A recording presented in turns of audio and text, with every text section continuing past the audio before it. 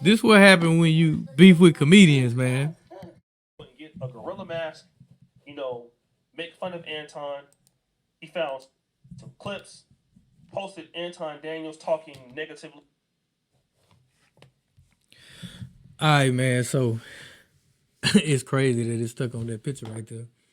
But now, real talk though, man.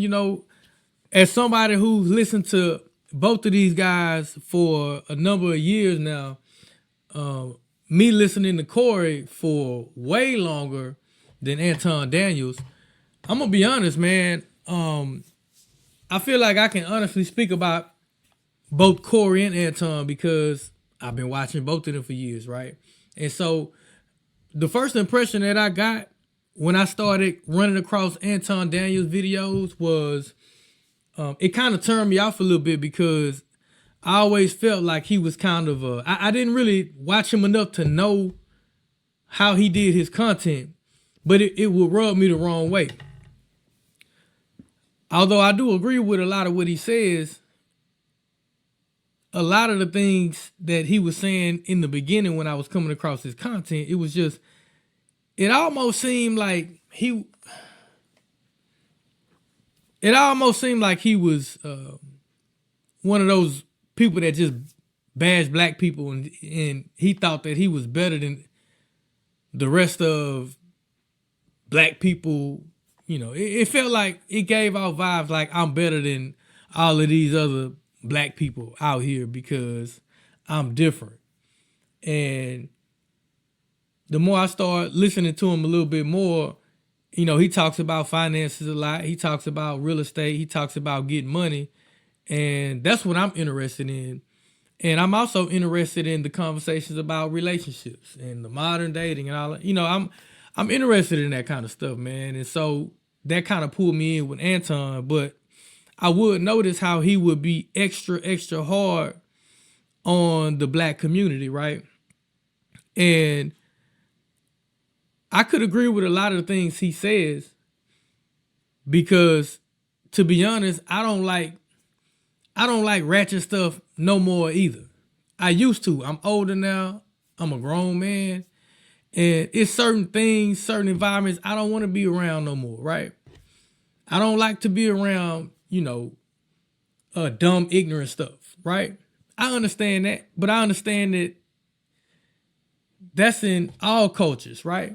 It's just the black community gets highlighted more than any other culture. The black community's bad side gets put out to the world more than others. And so I get it. And Corey, been a fan of Corey for a long time. I've seen him in person out here in Houston several times at the Improv. And one thing about Corey is Corey don't give up. As anybody would know who listens to Corey Holcomb, Corey don't give two shits about what he says about you, your mama, your daddy, your kids, your uncle with one leg. But man, Corey a different type of animal, man. He a different type of beast. He a comedian, man. And he one of the rawest uncut comedians in history, at least that I know. Corey has said some things that made me cringe. But that's his style. And I feel like, although I'm interested in a lot of the financial advice that Anton gives, he gives a lot of good financial advice because I'm a reader. I read all of these kind of, I study finances for myself as well. And I can tell that Anton, he knows what he's talking about in that department. And people are saying that, he got his money from an inheritance or he whatever. But I do notice that he always brings up money almost in a braggadocious way or in a braggadocious way. And he does it quite often, right? And hey, a man can do and say whatever he want to do when he papered up. It is what it is. But generally that turns a lot of people off, right? And I understand, hey, ain't nobody out here trying to impress nobody. You're going to be who you're going to be. But when you come from a space of looking down on others, like you could just throw money at everything and don't nobody have, all these black people don't have more money than me. I'm not saying that he said that, but it comes across like that to a lot of people, right? And you can say, oh, well, those are insecure people who probably broke and just don't like what he's saying. And I don't think that everybody understands tough love. Like, I grew up on tough love. I get it. It took me a while to listen to Anton. I try to take it. I try to like the guy. You know what I'm saying? And say that it's tough love, but it does seem to be one-sided a lot of times, right? But hey, he been a content creator longer than I have, so maybe he knows what he's doing, right? I know him and Charleston White are cool. Charleston White seemed like he figured out the algorithm, right? And so I'm sure Charleston White has given Anton some game about the shock factor, right? Because truth be told, everybody is using this same strategy. Everybody, I call it the Charleston White strategy. And I see everybody using it to the point where people are literally setting up situations that aren't real just for shock value on YouTube. To be 100% honest, I can't tell the difference between real and fake no more on YouTube. Now, this Anton Corey situation, it's real as it can get. Corey mentioned Anton's wife and kid, and it just kind of went left from there, man. When you at war, you can't tell nobody how to fight back. So to some people, all options are on the table. Now, Anton came out saying, well, I thought women and kids were off limits, right? Man, don't nobody live by them principles no more, man. And then you beefing with a comedian. Not only a comedian, but a comedian who don't give up. Damn. What'd he say? The man just made a t-shirt. A t-shirt of 3 monkeys on the shirt. Well, no, 2. Oh, my man. Bro, when I saw it, man, I was like, bruh. So, right when I say I ain't surprised by what Corey Holcomb does, man, he come out with something like this, man. He had a shirt that's supposed to be Anton and his family on the shirt, bro. Y'all about to see it? Y'all about to see it? Man. Bruh, I ain't even know what to say, bruh. So right when I thought Corey Holcomb couldn't go no further than he has ever went, man, just random thought. I remember when he told a joke. This was the first time I ever seen Corey Holcomb on stage. It was during the Shaq All-Star. I believe it was the Shaq comedy show. And I think this is how he really blew up. I don't know. I know he been in the game a minute, man. Shout out to Corey. But he had a joke about Magic Johnson saying in a mosquito. And if a mosquito was loose man, bro, my mouth was just, I was like, man, who is this dude, bruh? That he said that? So when you talk about shock value, yeah, you got your Charleston Whites and you got all of these other people, but when you really, really think about it, Corey Holcomb been using the shock value strategy since then. And I don't remember how many years that was ago. You feel me? But I really think this thing that got real ugly, man, between Corey and Anton. It got really ugly, bro. And now Anton sounds like he's threatening to sue.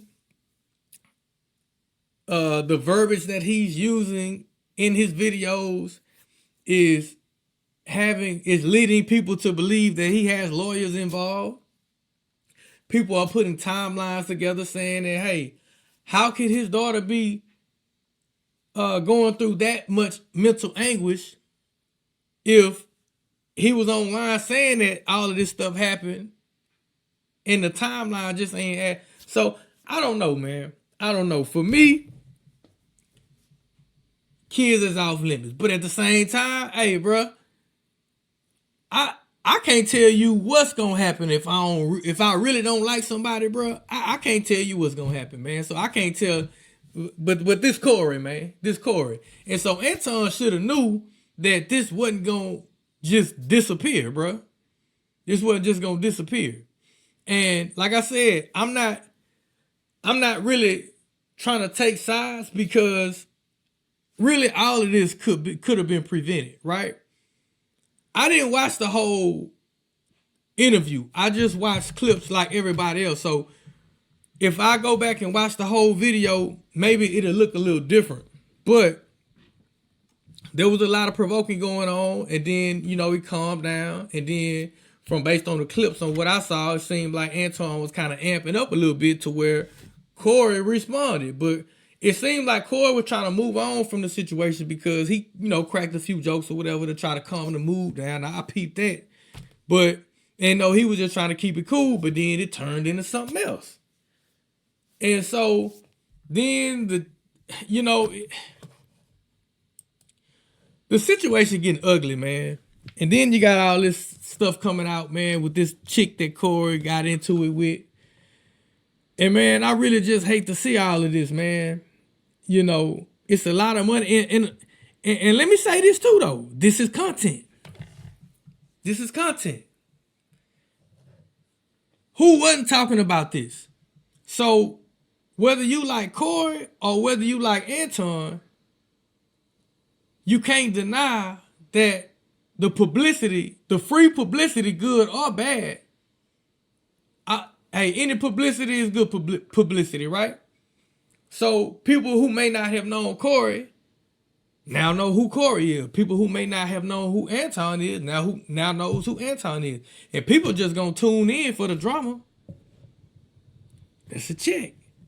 My boy O'Shea, you know O'Shea gonna run it up. O'Shea gonna run up a bag. He gonna make about 10, 15 videos off this joint. You know what I'm saying? And shout out to O'Shea, man. Like I said, man, I love the way he put things together, man. This situation went nuclear, man. Like, I hate the direction that it's going, but I think that the publicity is good for both of their platforms. Now, I don't think lawyers and all that should be involved, but you know, if somebody talked about my daughter, how would I feel? I don't think I feel a way to where I'm gonna go get lawyers and stuff like that. You know what I'm saying? Because it's my job to gain my daughter up on how the world really is. You feel what I'm saying? The world ain't nice. The world ain't you feel what I'm saying? It's an evil world out here that you gotta be prepared for. You gotta have thick skin and you gotta know how to think for yourself. That's my job as a father, to teach my daughter. You can't control what nobody else say about you. The only thing we control in this life, the only thing we control in this world is the way we think about things. So I ain't finna go up against Corey Holcomb as far as he get paid. He a paid comedian. Now I ain't gonna lie. I would keep it going just because of the free publicity I would get. It'll be a marketing strategy, but you know, it's hard to tell nowadays, man, where the line is crossed in the world of YouTube now. It's hard to tell where lines are crossed in the world of streamers now, between the streets and YouTube, and the streets and streamers. Don't that almost seem to, doesn't the internet streets seem to be interconnecting with the real streets? Because street things are starting to happen out here.